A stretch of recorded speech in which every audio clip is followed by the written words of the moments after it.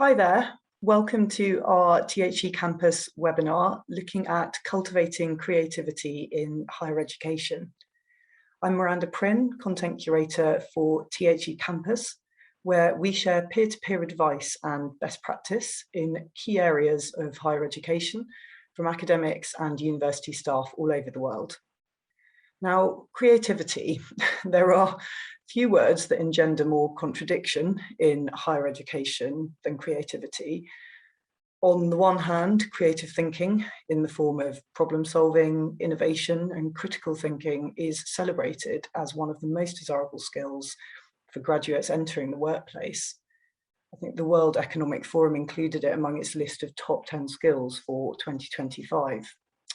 Yet, on the other hand, more traditionally, in inverted commas, creative disciplines, notably the arts and humanities, appear to be losing out in terms of funding and support to STEM subjects in many parts of the world, notably the US, the UK, and Australia. So today we'll explore what we mean by creativity and what role it should play in education and indeed society.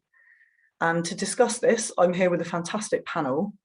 We have with us Bashir Makul, who is President and Vice Chancellor of the University for the Creative Arts in London, and himself a practicing artist who has exhibited at galleries including the Tate and the Hayward Gallery. We also have Giovanni Monetta, a senior lecturer in psychology at London Metropolitan University, who has done significant research into the psychology of creativity. Then we have Linda Watts, Professor in the School of Interdisciplinary Arts and Sciences at the University of Washington, Bothell, who co-authored a book on creative learning. And finally, we have Yong Zhao, Foundation Distinguished Professor in the School of Education at the University of Kansas, and a Professor in Educational Leadership at the Melbourne Graduate School of Education in Australia. And Yong has done a lot of work looking at the links between creativity and entrepreneurialism. So welcome to our panel. Now, if you have any questions or comments, please do share them in the chat and we will do our best to get to them if it's something we haven't already covered during our conversation. But let's start by framing this discussion by trying to define what we mean by creativity, which I realise is a very difficult thing to do. But Bashir, could you perhaps start us off with a brief synopsis of what creativity means to you?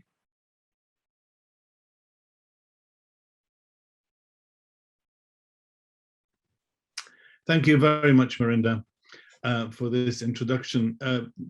Look, this is not actually difficult to define. There are definitions out there that define what creativity means, but actually in practice where it becomes more complex when we start to apply it. And that's why it is about the application of our imagination, of our inventiveness, in the way in which we generate ideas, in which we generate solutions to problems, in which we address issues around us. And it's not limited to people of creative subjects. It is what I described it once, to be creative is essentially to being human.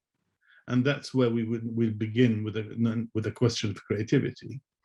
And from that perspective, I think if we are able to see it in its purest sense as a human activity, I think that is a good start to see ourselves as finding new things or generating new things through our imagination.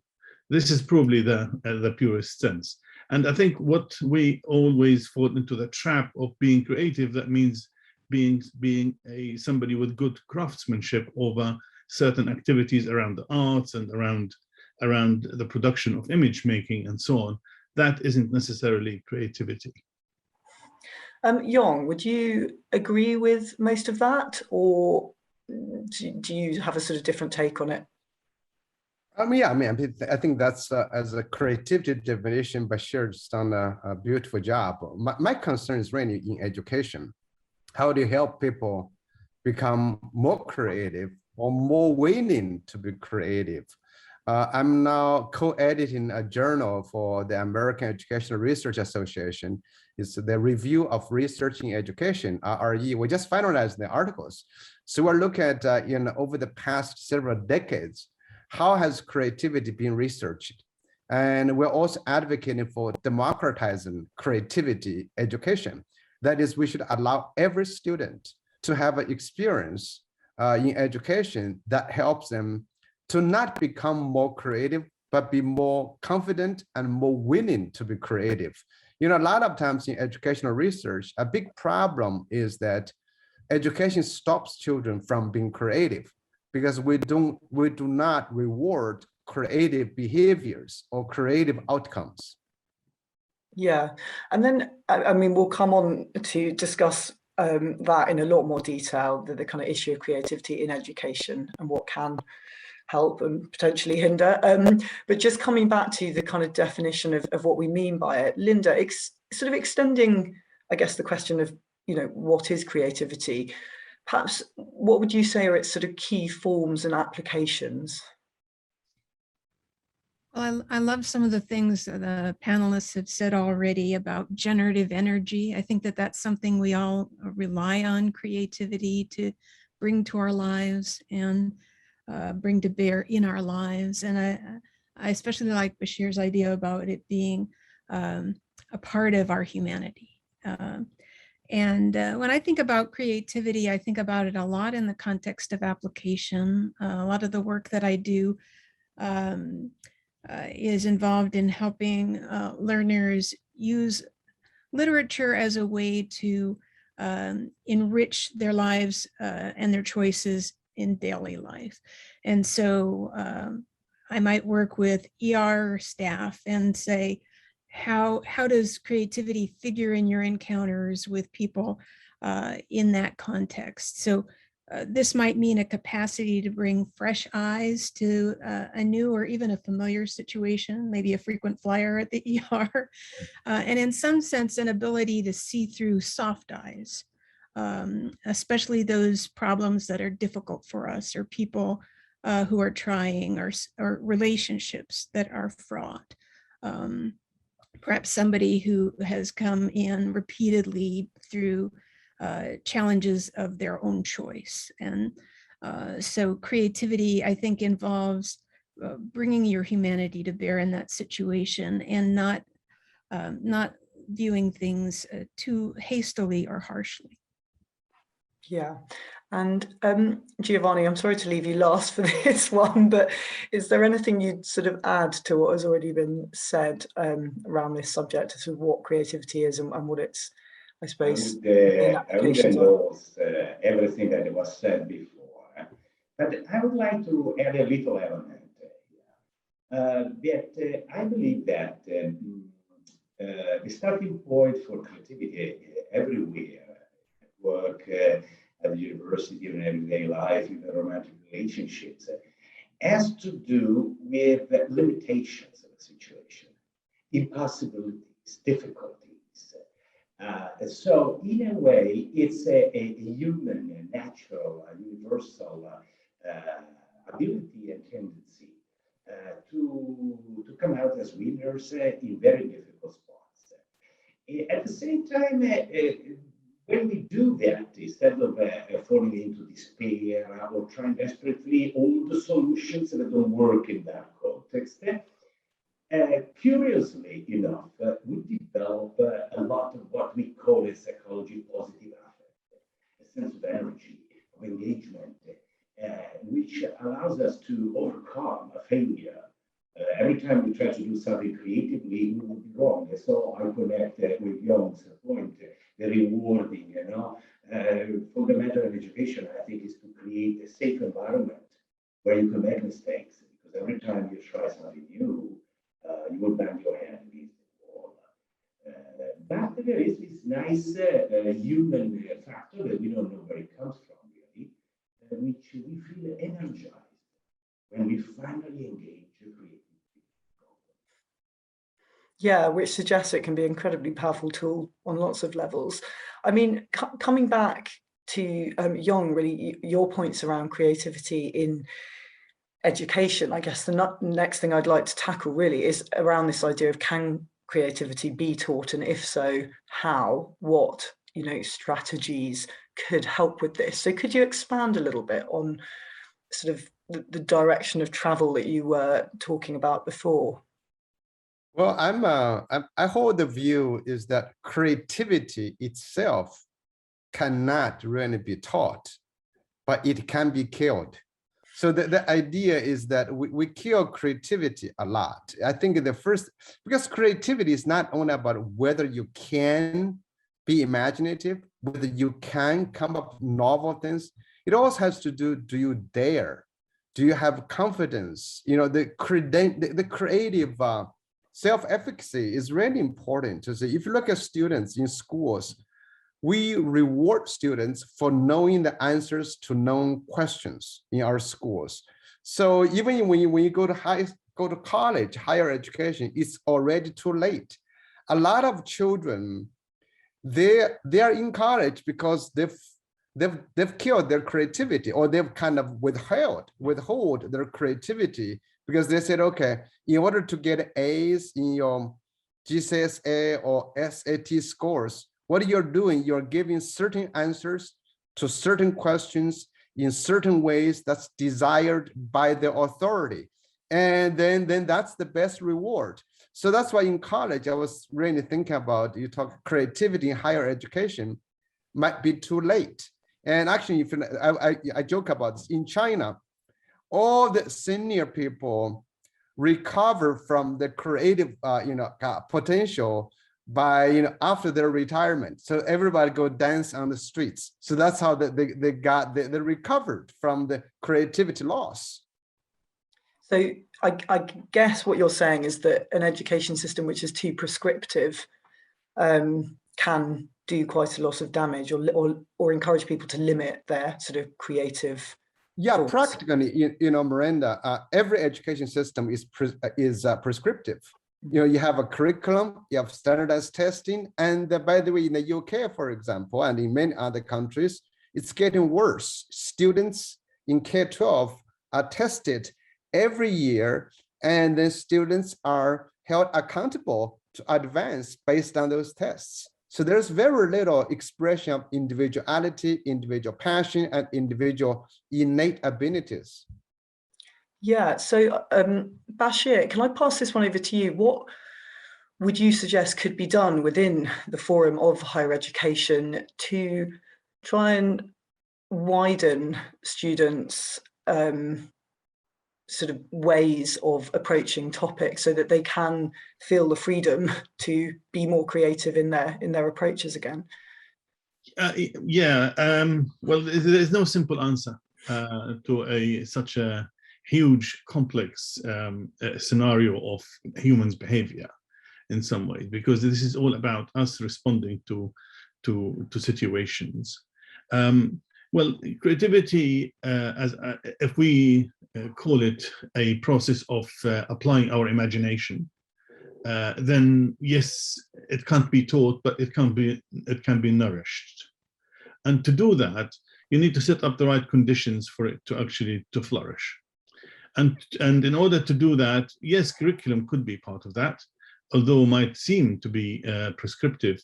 But there are curriculums that you can develop that isn't prescriptive, and it is based on the individual. And this is where we would call it personalized learning experience.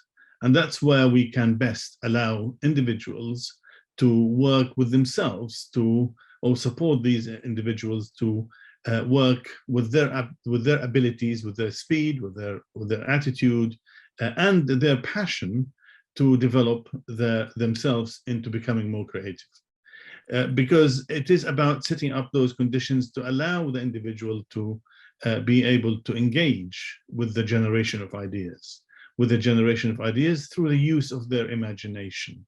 And I think in our university, for example, we have a curriculum which is primarily based on that personalized learning experience, where every individual almost set up their own learning process. They set up their own learning scheme, if you like, to what they're going to be learning next, and the support is coming from the tutors and their peer group to help them develop themselves. Because everybody will come with their own identity, with their own stories, with their own rich experiences that can be used and channeled and funneled towards this concept around how this can be then expressed or can be applied to their thinking in the way in which we would like to see maybe a product, maybe a poem, maybe a dance, maybe a film, any form of movement that could be expressing that sense of generating an idea. And it is about doing something new. And new to yourself is a good beginning. When you're doing something new to yourself is probably the start, when you actually surprise yourself. And that's probably where we see that our students, for example, will benefit from being creative by surprising themselves to begin with.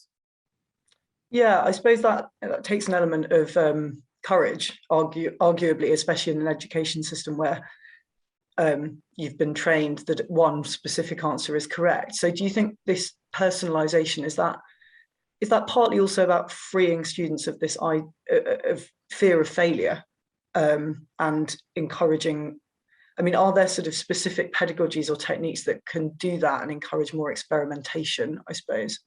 Yeah, well, without a doubt, experimentation is part of the application of the use of the imagination, and therefore there are no limits and no rules.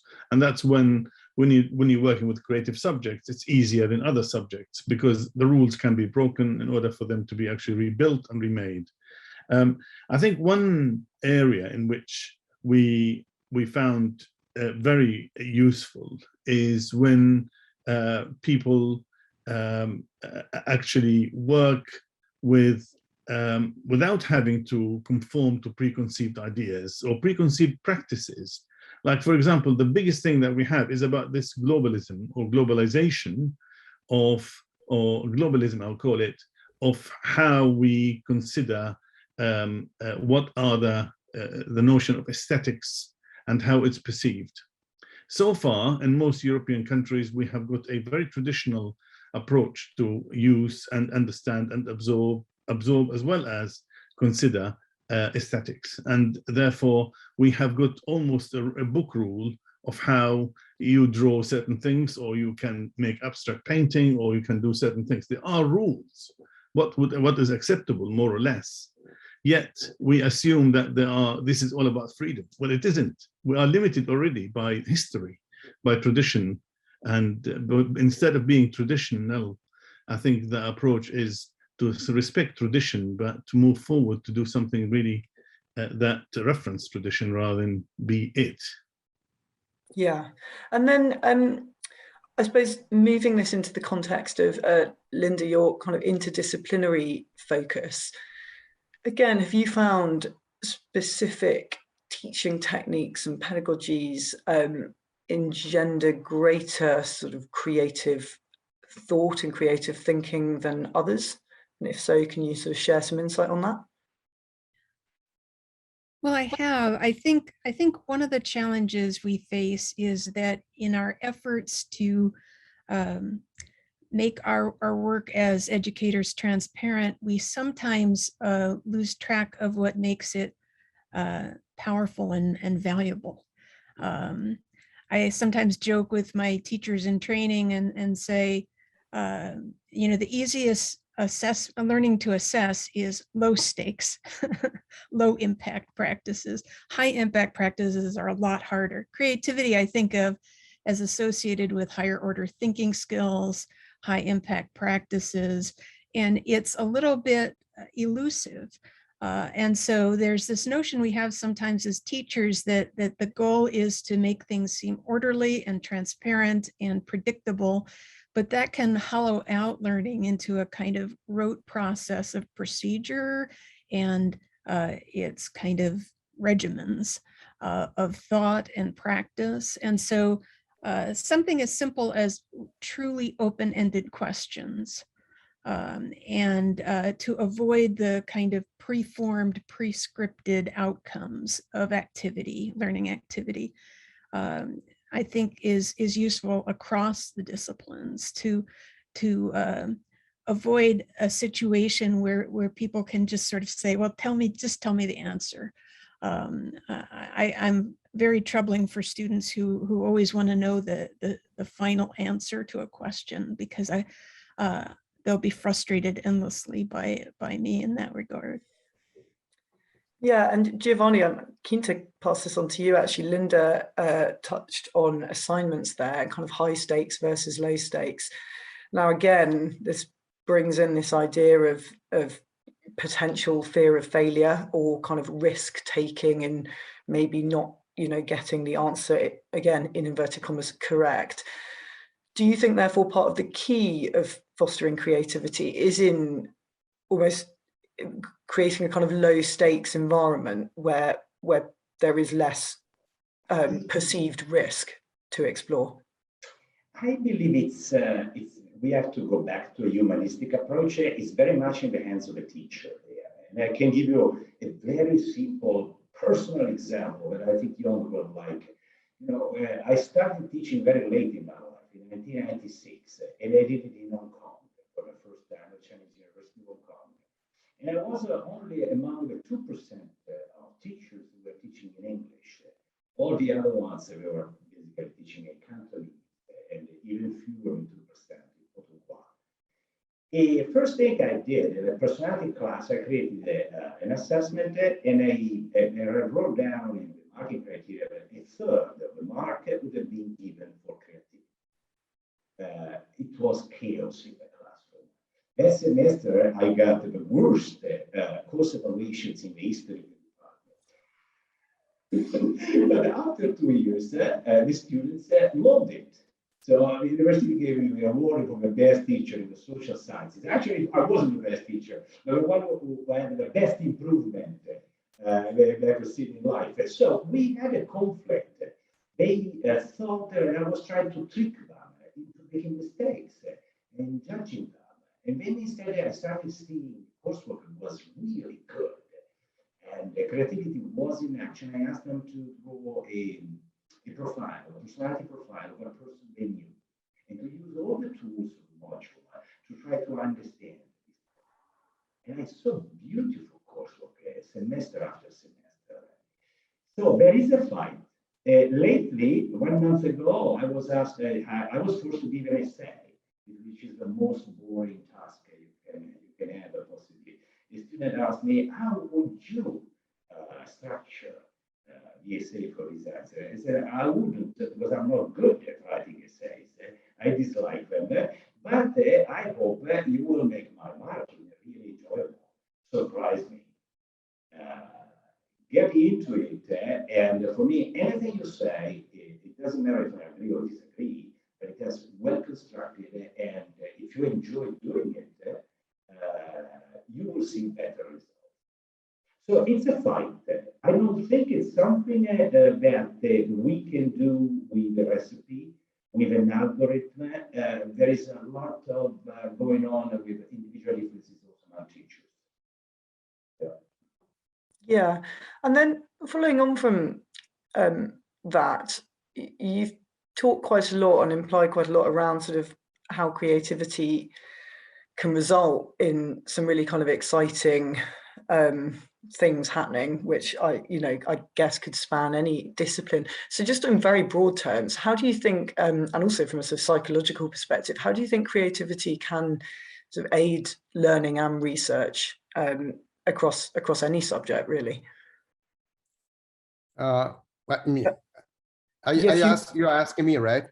I was actually asking Giovanni, but please do I'm jump sorry, in. Giovanni, go ahead. Yeah, do jump Giovanni, in. go. We answer both. I think it's essential creativity as a booster effect on everything.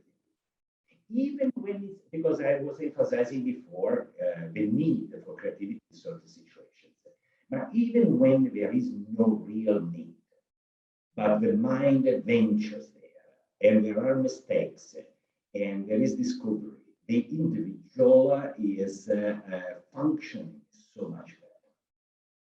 Yeah. So the issue is that it's a process that is quite chaotic. I would say a non-linear, it requires a non-linear dynamic type of model. So the teacher, the tutor, the mentor, the boss, the manager in a top-notch industry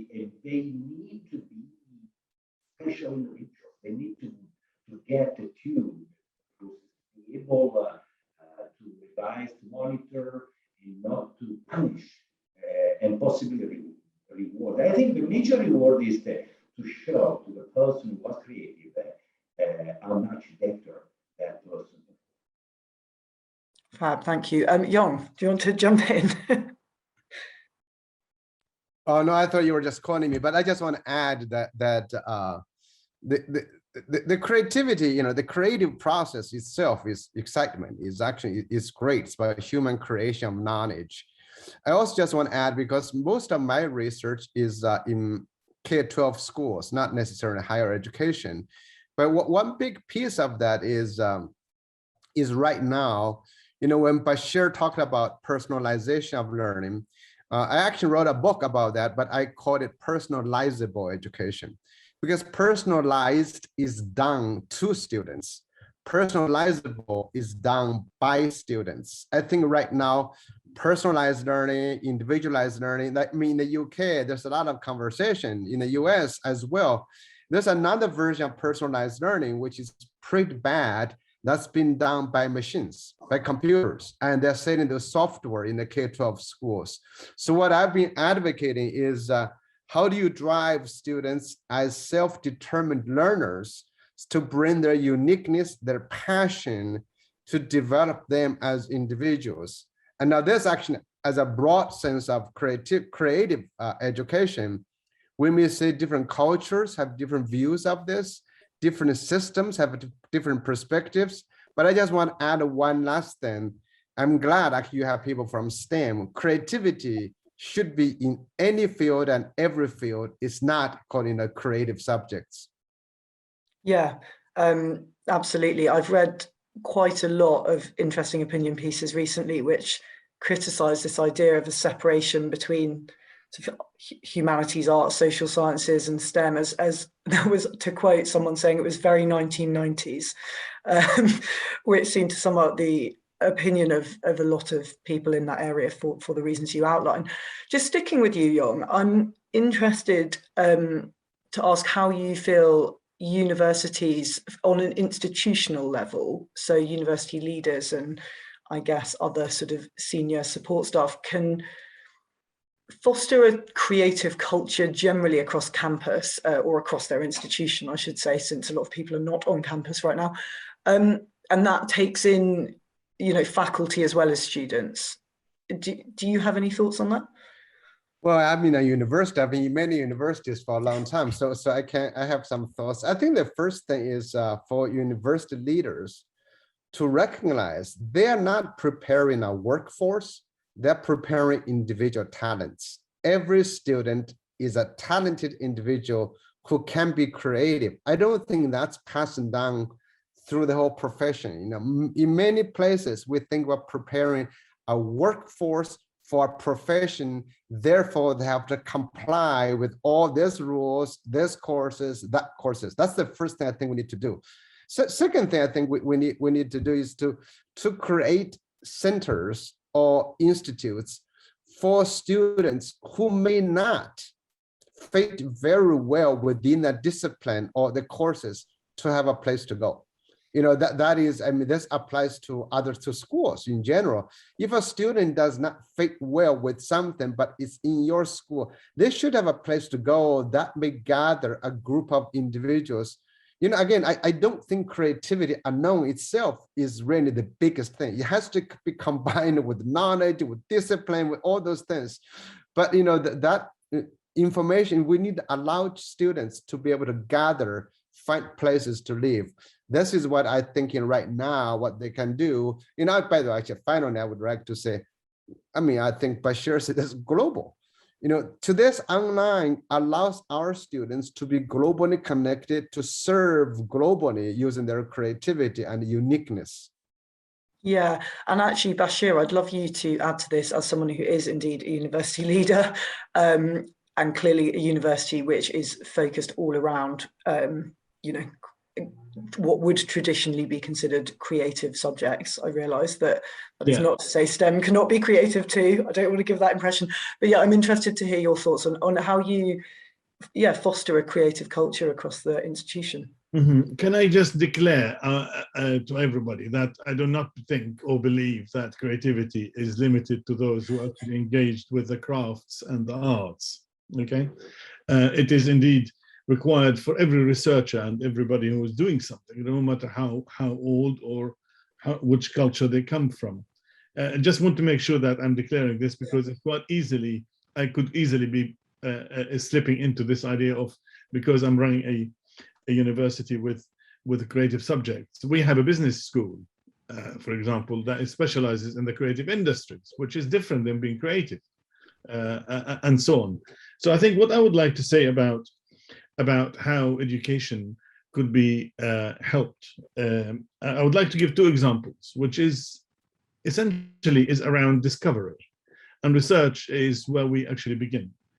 You know, the assumptions are that research is that, you know, it's about data collection, collecting information, do statistical data and so on, and analyzing them and then presenting. That process itself and the connectivity between those elements of research actually requires a creative approach, a creative mindset, in order for it to be able to really engage or generate that what we call discovery. And for that reason, you have to always think about outside the box, using very cliched term, that we don't always do the same thing, because that's going to not help you actually discover. To discover, you have to, you said it, Marinda, yourself a number of times today, you have to take risks. The risks is not real risks. Nobody is going to die by taking an intellectual risk. But we can take intellectual risk on our own expense, and on our time, in order to reach that sense of discovery. And I think the issue around education is that we will always have to think of it as we are not learning all at the same time the same things. You know, I mean, we know that Foucault criticized this quite vigorously around the French approach to education. And that's where we need to start to think about how we can allow individuals to form their own identity, to go according to their own speed, to discover themselves, and then to discover the world around them by being inventive, by being thinking through imaginative thoughts. Some of it is wacky, some of it is very traditional, but they both will work to serve that individual. I'm going to give one other example, which is we established recently an institute of creativity and innovation in Xiamen, with Xiamen University in China, one of the top universities in China. And it is around, very much around the concept of freeing students from a traditional approach to learning by really throwing them into these big holes and asking them to swim in the world of imagination. There's nothing better place to be than a place where you can really exercise your imagination to discover yourself. And fine artists have done this for many, many years. They've been trying to discover themselves through the making and the generation of ideas. And there's a lot to be learned from fine artists, the painters of this world, and the sculptors and so on, because it has a very interesting tradition. Yeah, Miranda, I want to jump in something. So, do. because when Bashir says something which I don't think I agree, is that nobody will die from intellectual risks, take our intellectual risks. A lot of people die in different cultures when they take an intellectual risk to say something, to write something, to invent something, to create something. I think we're lucky, you know, I'm in the US, you guys are in the UK, we're lucky, at least in our conditions, we don't. But also, if you're students, however, you do suffer if you take intellectual risks from teachers who don't want you to do that, test makers who do not want to do that. I want to say that I'm very aware of countries that, you know, intellectual risks can be true risks. Sorry about that, Bashir. No, I totally agree. I wanted to kind of depoliticize the concept, but still thinking conceptually that, you know, by actually taking a risk in the studio and so on and so forth about yourself, and it is to dealing with yourself in the process of discovering yourself, is not going to kill you. What is, taking a political viewpoint in many countries, including where I come from, I'm a Palestinian, and I know exactly what the risk of freedom of speech might be. And that isn't something an alien to me. I totally agree with you, and I can see exactly your point. So I'm not in disagreement, but I was precisely talking about the point of the self-discovery rather than and having an opinion, if you like. Yeah, and actually it probably is worth just, I suppose recognizing that the freedom to be creative explicitly is a privilege in many ways, because it is not something that people can do everywhere. On that point, actually, of the sort of globalized higher education, or increasingly globalized higher education sector in which we all function, you've talked about sort of people bringing their different cultures and heritages and ideas, educational backgrounds, and so on to the creative process. Bashir, based on what you've said, because I know you have, as you say, created a sort of collaborative a university in China, and obviously your business school, I believe, has very much sort of got a global outlook.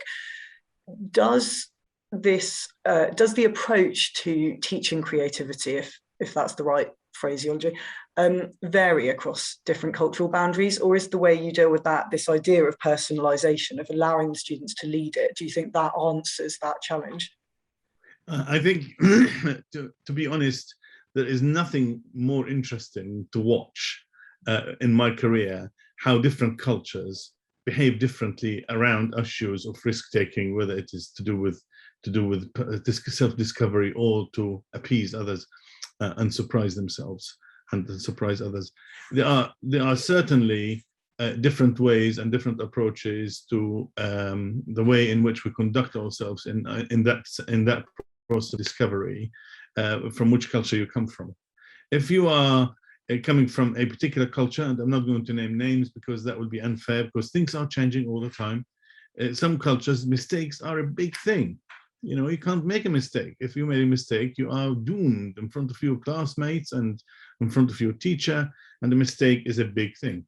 So how do you avoid people to think, or how do you drive people to think that mistakes are okay, are acceptable, are there, it's part of the process of learning? It's quite tough. So to actually say it once or twice does not really do the job. You need to exercise it. You need to kind of let students experience it. And the really learning is through that tacit approach to learning, through an experience, rather than through telling them this is what it is and that's how you need to approach it. So I think that's why I go back to this personalized learning experience, or what did you discover? Sorry, I'm going to have to read your book. Is it personalizable, I think? Personalizable learning. I mean, I'm going to have to read the book before I start quoting you. But we are in a place where we are able to help people from different backgrounds, because they come with different tradition to creativity, or different approach to creativity, and the tradition is something that we don't want to break. We want them to carry on with their tradition without having to conform to a universalized for a way in which we conduct ourselves towards discovery. Yeah, brilliant. And now just jumping to a slightly different topic, I've heard it said and written in a number of different places that creativity very much can provide a bridge between the arts and sciences, and this seems to be something that's gaining traction, or certainly being talked about more in recent times. Linda, I just wondered, based on your experience and research, if you could pick this apart a bit for us and explain sort of how creativity can indeed do this. Sure, I'll try. I think that there's we're all in a way speaking to a tension that exists in colleges and universities between being organizations that exist and perpetuate themselves by tradition and affirmed existing knowledge and authority, On the other hand, we're talking about this kind of raw, generative energy that can disrupt and transform and inform our lives in ways that are not customary and conventional. And so I think about creativity. I'm reminded of the writer Zora Neale Hurston, who is a folklorist and anthropologist as well as creative writer. And she said, research is formalized curiosity, poking and prying with a purpose. And I think whether we're talking about universities or any other workplace, to me, one of the marks of a great leader is somebody who is not threatened. In fact, wants to promote an environment where people do that poking and prying, and the importance of irreverent questions to helping us remake ourselves and remake the university and remake the world. Yeah, brilliant. Thank you for that. And that brings us all very nicely to the next question I had around why creativity is so highly valued by employers, and what in a workplace context it could mean. Young, I feel this is something that you're very well placed to elaborate on. Can you share your thoughts on this one? Sure. I mean, actually, if you go to Google, you search for creativity, because there's one way to track frequency. Creativity was not mentioned much at all, until the 1980s. Then you see the sudden drive up, over there. But if you look at education, learning of children, they've been mentioned since the 1800s. So the rise of creativity has a lot to do with the loss of human jobs. All the mechanical, repetitive jobs have been replaced by machines, and artificial intelligence is going to replace a lot more. So people began to look for, they're not looking for someone to be managed. They're looking for some creative and entrepreneur thinkers who can work as entrepreneurs, whatever they are. So, but anytime you do, human beings are facing what we call uncertainty. So if it's uncertain, there's no certain answers. There are even no certain questions. In an ill-defined domain, we need human beings to come up with solutions right there. And the solution may be wrong, maybe a mistake, but we need people who are actively, like Linda was saying, seeking and trying to figure out what to do, so that they do not have to compete for the same jobs with the machines. Now that's become even worse now, with artificial intelligence, with all the new technology coming up. And, I was looking at some big report from the Brookings Institute showing that the next wave of big people who will be affected by AI is high-paying jobs and high education jobs, because the lower jobs have been replaced if they can be replaced. So this is why we need human beings to apply their creativity, be confident in their creativity. But of course, that creativity has to be based, again, on disciplined knowledge. But there's one more thing I want to say, that creativity is not all good.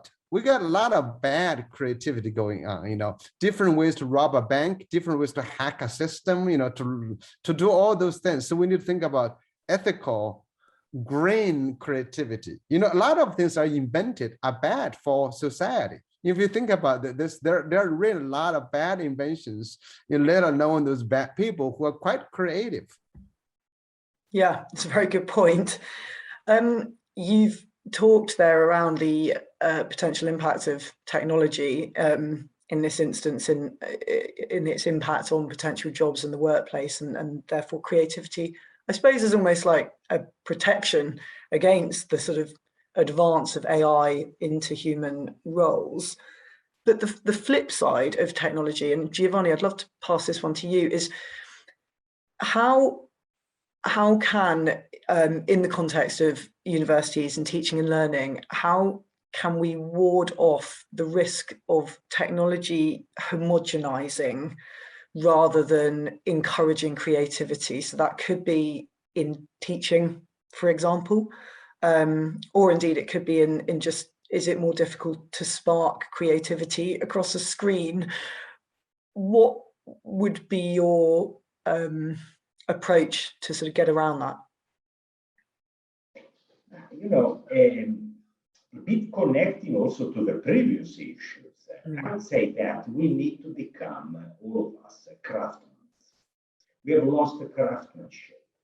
We are either scientists or artists. But a good craftsman is both. And therefore can put his hands on everything. It can find technologically good solutions that are also aesthetically pleasing, and they please the human soul. So I think we teachers and students, we all have to become craftsmen. Technology is just craftsmanship. So I give you an example. Christmas time, I was literally in a total lockdown. So I decided to learn new skills. I opened up all the old computers I had, and I modernized them. I learned how to change hard disks, processors, and so forth. And they are running beautifully now. So an old dog learned new tricks. All the teaching we have been doing online for a year, actually it was a big success. I've seen better results, more student satisfaction. So I really think anything that looks like a wall, an obstacle, can turn into an opportunity. But we need that craftsman type of approach, hands-on, not just ideas, not just principles, not just science, and not just arts. All of this together and find things out. And I think even if we don't do it right, our partners, in this case, for example, students, I think they see the effort, they understand the intention, and they enthusiastically adhere to the plan and contribute by themselves. So I think then there are group dynamics there. If you can trigger, then they go all by themselves. I don't know if I'm too optimistic on this. I think optimism is good. Can I interject? I think the danger of conflating craftsmanship with creativity is a great one, because that is really isn't the case. Creativity and craftsmanship, or the making, isn't necessarily doing something by being faithful to previous models or old models, by mastering something, isn't necessarily creative. And I think that must be really questioned. For us to think of ourselves as creative people, the process is actually in our head. It is an approach in which we apply. The application requires skill, requires craftsmanship. But for us to actually being able to tackle the issue around what would happen with jobs, for example, what the future would look like, it is a question of speed.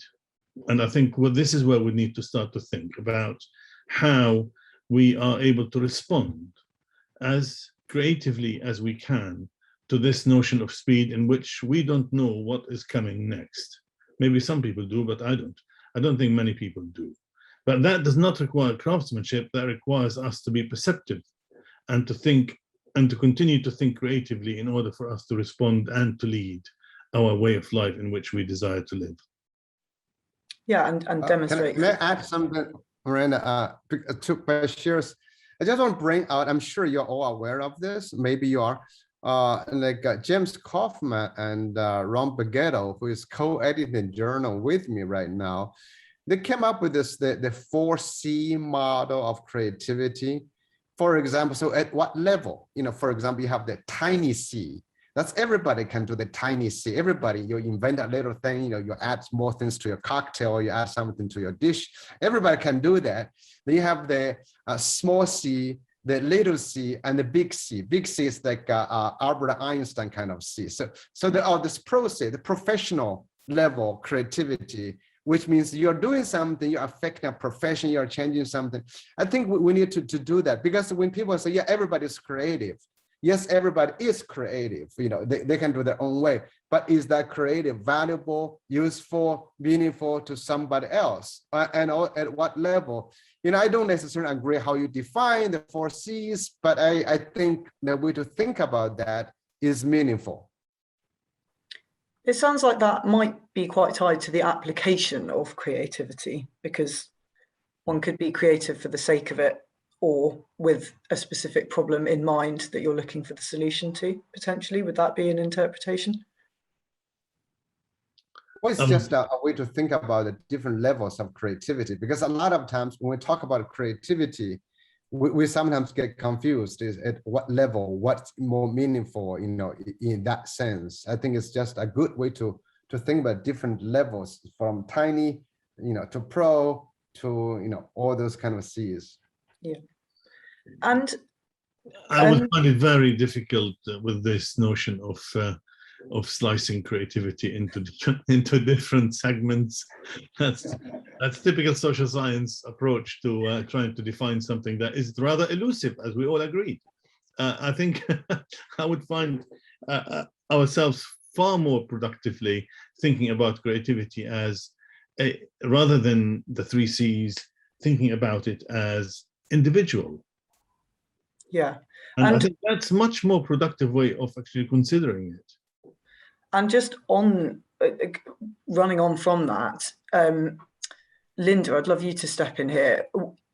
We've heard various opinions around kind of how to, I suppose, define or encourage creativity. What would you say, what kind of environment is most conducive to creative thought in teaching and research? Do you think kind of in-person teaching, or do you think simply a connection with a wider learning community is important, whether it's online or offline? What do you think are components that can help here? Well, at most I can speak for myself in this regard, but I think of learning as a relationship at its core. I think that relationship can exist through a screen, across a room, and each has its difficulties. But I tell my students, since I work mostly in the humanities, I'm often the course that they take for distribution purposes, right? It's not what they're centrally studying, but it's a part of their degree. And I say, we're all born human. It's the work of our lives to add one letter to the end and to strive to become humane. It's not a process we conclude. It's a process that we persist in trying to engage. And I feel like creativity is a really important part of that story, that more than transmitting content or training skills, when we're learning and when we're teaching others, we're involved in developing capacities and dispositions that I think the world needs now more than ever. And those would be the ability to contend productively with ambivalence, ambiguity, rapid change, skills like resilience and empathy, and the ability to deal with unstructured problems, to bring ethical discernment to complex situations that are unresolvable, and to conduct reflective practice. And so I think that whatever that means in the context of your content areas, there is room to think about the ways in which learning is building a sensibility and not just a knowledge base.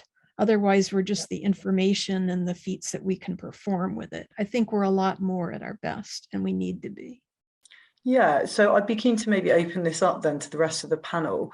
With all that in mind, do you think creativity is best encouraged or fostered when people are working as part of a wider group or community, or is it very much an individual pursuit? I'm just interested because clearly that affects the approach to teaching.